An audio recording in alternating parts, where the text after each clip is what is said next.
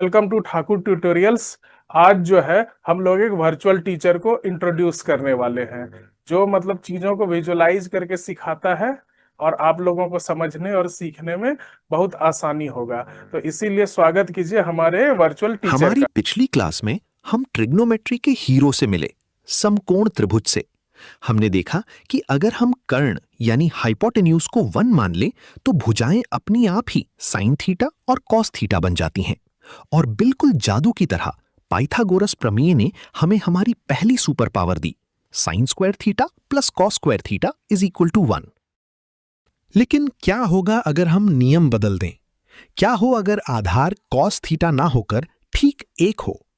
आज हम रटना छोड़ेंगे और पैमाना बनाना शुरू करेंगे। चलिए परिवार के बाकी सदस्यों से मिलते हैं। टैन, कॉट, सेक और कोसेक।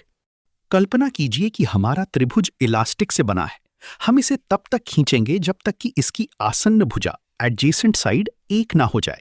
ऐसा करने के लिए हम हर भुजा को कॉस थीटा से भाग देते हैं। आधार बेस कॉस थीटा को कॉस थीटा से भाग देने पर 1 आता है। सम्मुख भुजा ऑपोजिट साइड साइन थीटा को कॉस थीटा से भाग देने पर टैन थीटा आता है।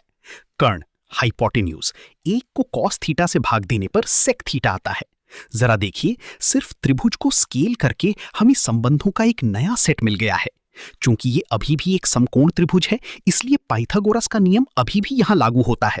आधार का वर्ग प्लस ऊंचाई का वर्ग इज इक्वल टू कर्ण का वर्ग। तो 1 square plus tan square theta is equal to sec square theta. कुछ भी याद करने की जरूरत नहीं, बस त्रिभुज को स्केल करना है। अब चलिए एक और तरकीब आजमाते हैं। क्या होगा अगर हम चाहें कि दूसरी तरफ वाली भुजा हमारी 1 हो जाए?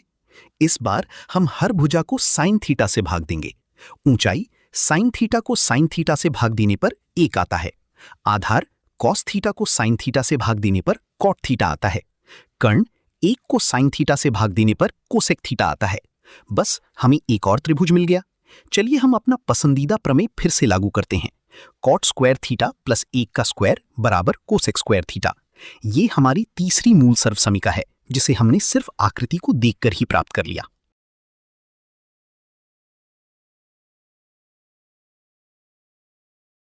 तो अगली बार जब आप किसी एग्जाम में अटक जाएं और ये याद करने की कोशिश कर रहे हों कि ये +1 है या -1, तो बस उस ट्रायंगल को अपने मन में सोच लें। खुद से पूछें, मेरा 1 कौन है? अगर बेस यानी आधार 1 है तो टैन और सेक आपके दोस्त हैं, और अगर हाइट यानी ऊंचाई 1 है तो कॉट और कोसेक आगे रहेंगे।